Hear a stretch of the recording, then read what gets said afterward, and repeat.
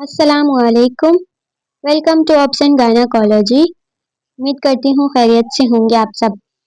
आज की वीडियो में हमारा जो टॉपिक है वो है पीआईएच प्रेगनेंसी इंड्यूस हाइपरटेंशन। आज हम पीआईएच पर डिटेल में डिस्कशन करेंगे कि पीआईएच क्या है, क्यों होता है और इसको हम कैसे मैनेज करते हैं। पीआईएच प्रेगनेंसी इंड्यूस हाइपरटेंशन नाम से ही इंडिकेट कर रहा है कि प्रेगनेंसी की वजह से होने वाला high blood pressure. Pregnancy means के हाई ब्लड प्रेशर की ऐसी कंडीशन के एक फीमेल जिसकी हिस्ट्री है कि उसने प्रेगनेंसी कंसीव की, पहले कभी भी उस पेशेंट का, उस फीमेल का बीपी हाई नहीं हुआ, लेकिन जब प्रेगनेंसी हुई तो प्रेगनेंसी कंसीव करने के 20 वीक्स के बाद पेशेंट का ब्लड प्रेशर ज़्यादा हुआ तो वो कहलाएगा पीआईएच, मीन्स के प्रेगनेंसी इंड्यूस हाइपरटेंशन, प्रेगनेंसी की वजह से होने वाला हाइपरटेंशन। तो आज हम देखेंगे कि ऐसा क्या होता है, क्यों प्रेगनेंसी की वजह से फीमेल्स का, पेशेंट का ब्लड प्रेशर बढ़ता है। डेफिनेशन देखें, pregnancy induce hypertension refers to high blood pressure more than 140/90 mmHg that begins after 20 weeks of gestation in a previously normotensive woman and typically resolve postpartum। Same वही बात, वही अगर patient की history है कि पेशेंट का जो हाइपरटेंशन मींस के ब्लड प्रेशर का ज़्यादा होना, कितना, more than 140 systolic blood pressure and more than 90 diastolic blood pressure.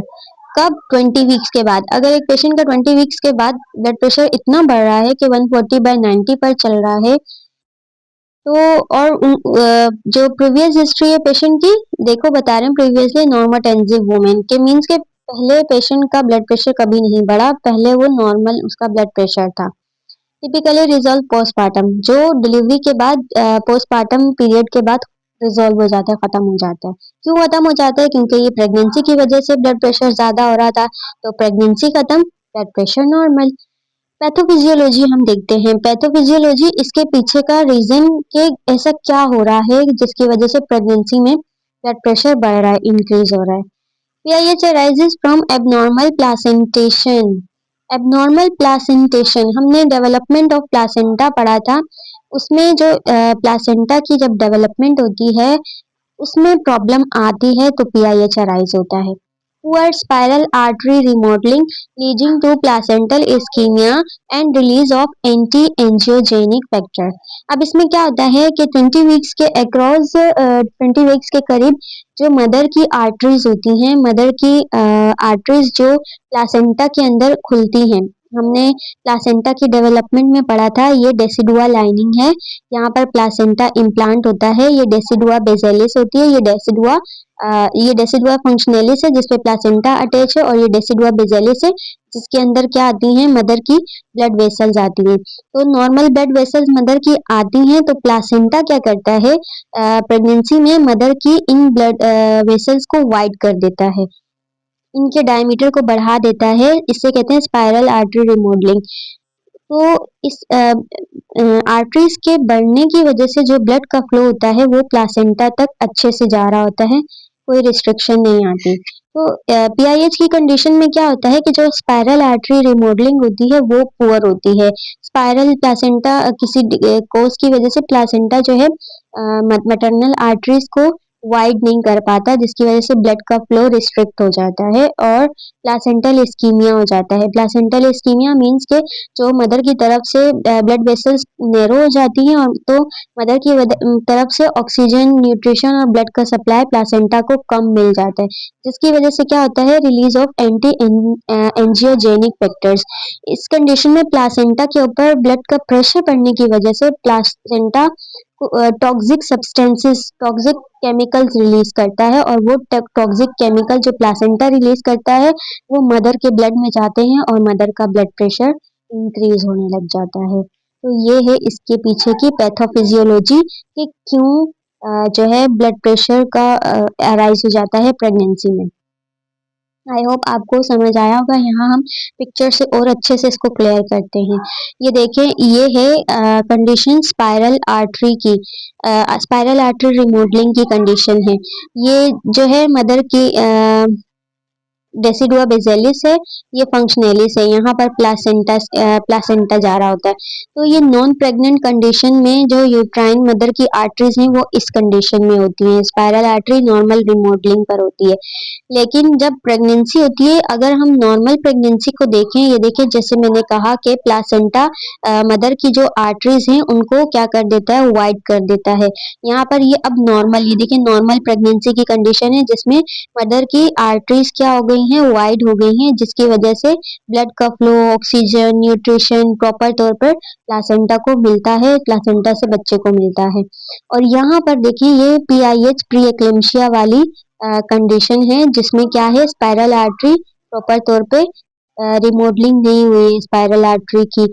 Narrow narrow की नेरो रह गई, स्कीमिया हो गया है, ये बिल्कुल नेरो रह गई है, जिसकी वजह से क्या हो रहा है, यहाँ से जो ब्लड का फ्लो, ऑक्सीजन वगैरह आ रहे हैं वो रिस्ट्रिक्टेड हो रहा है और उसकी वजह से प्लासेंटल सर्कुलेशन अफेक्टेड हो रही है। तो ये आप इन तीनों में डिफरेंस देख लें, ये नॉन प्रेग्नेंट कंडीशन में मैटरनल यूट्राइन आर्टरीज हैं, ये नॉर्मल प्रेगनेंसी की कंडीशन में मैटरनल यूट्राइन आर्टरीज हैं, और ये प्रीएक्लेम्शिया की कंडीशन में मैटरनल यूट्राइन आर्टरीज है। तो PIH का मेन जो कॉज है, जो अभी तक इसके अलावा और कोई भी कॉज जो है वो आइडेंटिफाई नहीं हुआ, डिटेक्ट नहीं हुआ सिवाय इस एक कॉज के। तो मेन जो PIH की पैथोफिजियोलॉजी है उसके पीछे सारी कहानी ये है। आई होप आपको अब पिक्चर के थ्रू क्लियर हो गया होगा।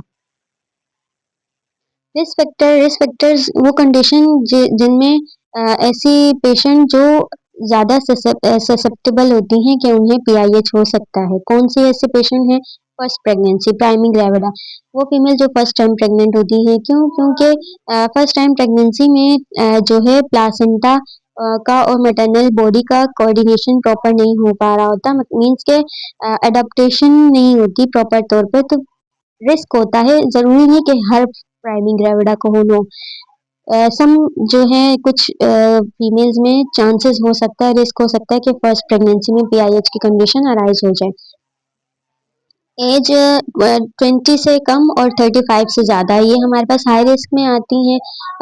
एडवांस मैटरनल एज और ओवर मैटरनल एज, तो उस कंडीशन में भी जो प्लासेंटा की डेवलपमेंट होती है वो मदर की बॉडी के साथ एडजस्ट नहीं कर पा रही होती, जिसकी वजह से रिस्क होता है कि ऐसे पेशेंट भी PIH उनको हो सके। ओबेसिटी, ओबेसिटी अगर हैवी वेट होता है, हैवी वेट की वजह से जो ब्लड वेसल्स होती हैं उन पर प्रेशर पड़ता है, इसी तरह प्लासेंटा की भी ब्लड वेसल्स पर प्रेशर पड़ता है, तो डेवलपमेंट के टाइम प्रॉपर स्पाइरल आर्टरीज होती हैं वो वाइड नहीं हो पाती हैं, तो PIH के चांसेस ज़्यादा होते हैं। सेम इसी तरह मल्टीपल प्रेगनेंसी, जिनकी मल्टीपल प्रेगनेंसी हो उनमें भी PIH के चांसेस ज़्यादा होते हैं। क्यों? क्योंकि मल्टीपल प्रेगनेंसी में ज़्यादा प्लासेंटा की सर्कुलेशन की नीड होती है और ज़्यादा जो है प्रेशर होता है, ज़्यादा वर्कलोड होता है प्लासेंटा पे, तो ये PIH की कंडीशन होती है।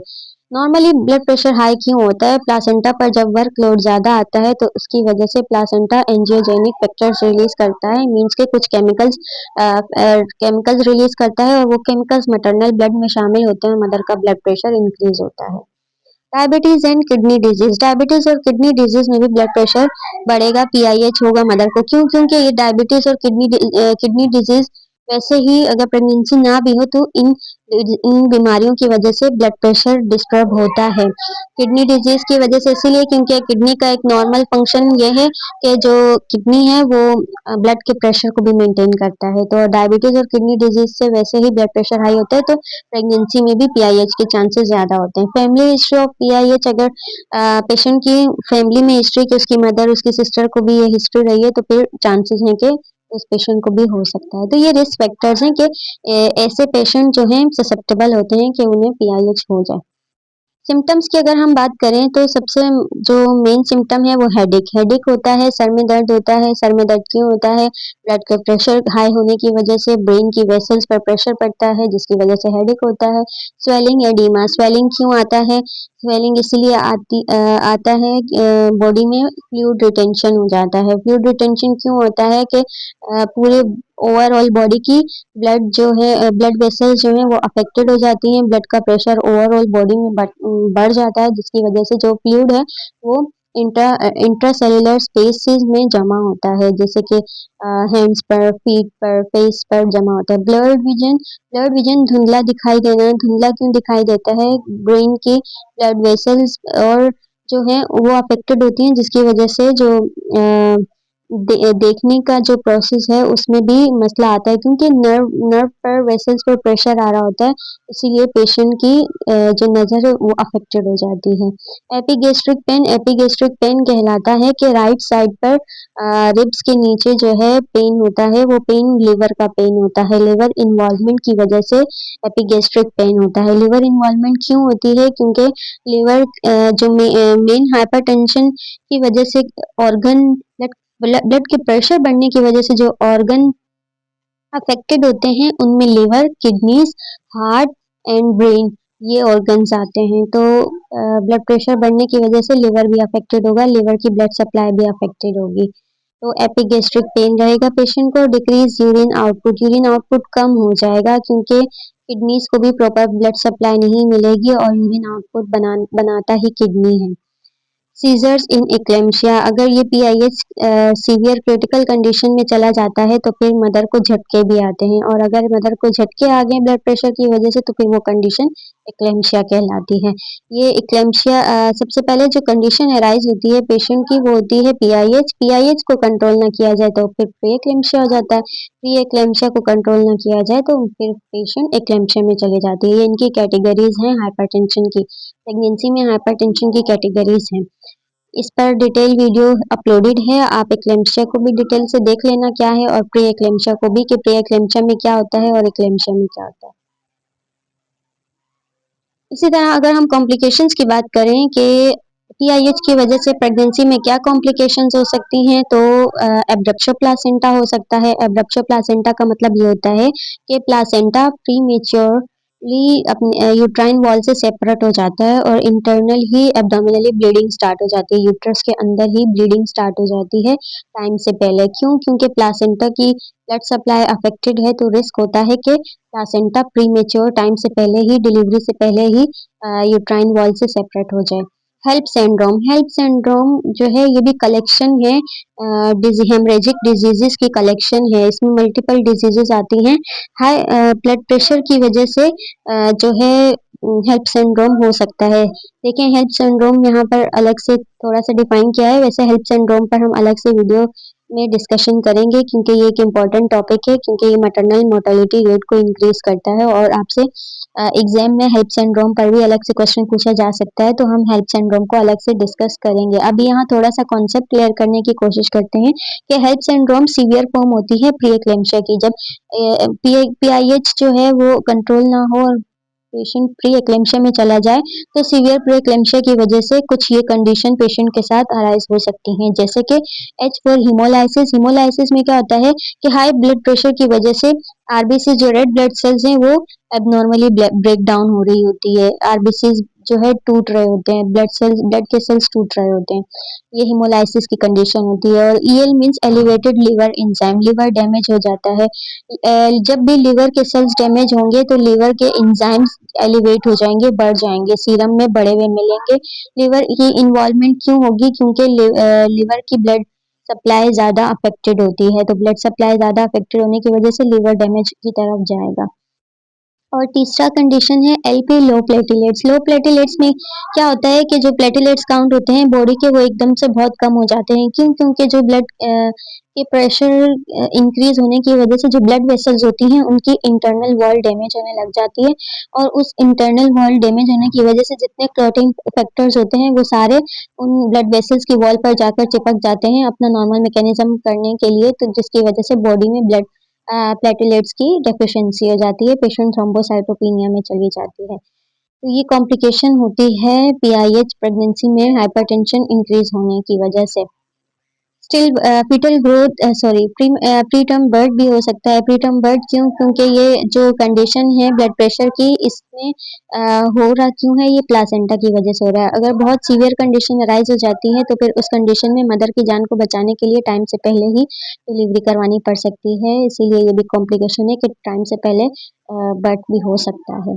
फीटल ग्रोथ रिस्ट्रिक्शन, बच्चे की ग्रोथ रिस्ट्रिक्टेड होगी। क्यों? क्योंकि ब्लड सप्लाई बच्चे को प्रॉपर नहीं मिलेगी due to spiral artery spasm की वजह से। स्टिल बर्थ भी हो सकता है, बच्चे की इंट्रायूट्राइन डेथ भी हो सकती है, क्योंकि बच्चे को ऑक्सीजन जब नहीं मिलेगा, न्यूट्रिशन अच्छी नहीं मिलेगी, तो सीवियर फॉर्म में बच्चे की डेथ भी हो सकती है। मैटरनल ऑर्गन फेलियर, माँ मदर के ऑर्गन फेलियर भी हो सकते हैं, स्पेशली किडनी फेलियर, जो है लिवर फेलियर, और ब्रेन भी अफेक्टेड हो सकता है। ये थी कॉम्प्लिकेशंस पीआईएच की। अगर हम बात करें पीआईएच को हम प्रेगनेंसी में कैसे मैनेज कर सकते हैं, पीआईएच माइल्ड अगर है, माइल्ड मीन्स के 140 से आपके पास कम चल रहा है बीपी मदर का, वन वन मीन्स के 130 130 90 चल रहा है, तो आप बीपी को मॉनिटर करेंगे, रेस्ट करेंगे, लैब्स करवाते रहेंगे। लैब्स आपने पीआईएच में मदर के बार बार रिपीट करवाने हैं, मदर का बीपी आपने हर विजिट पे चेक करते रहना है, मदर का आपने यूरिन डीआर करवाते रहना है। यूरिन डीआर में आपको जो है प्रोटीन का पता चलेगा, अगर क्योंकि प्रोटीन पॉजिटिव आ गया तो फिर वो कंडीशन प्री एक्लेम्शिया की हो जाती है। हम मटरनल कैटेगरीज, ब्लड प्रेशर की कैटेगरीज को अलग से डिस्कस करेंगे नेक्स्ट वीडियो में, कि मैटरनल ब्लड प्रेशर की कैटेगरीज क्या होती हैं और उन कैटेगरीज के अकॉर्डिंग हम कैसे मैनेजमेंट देते हैं।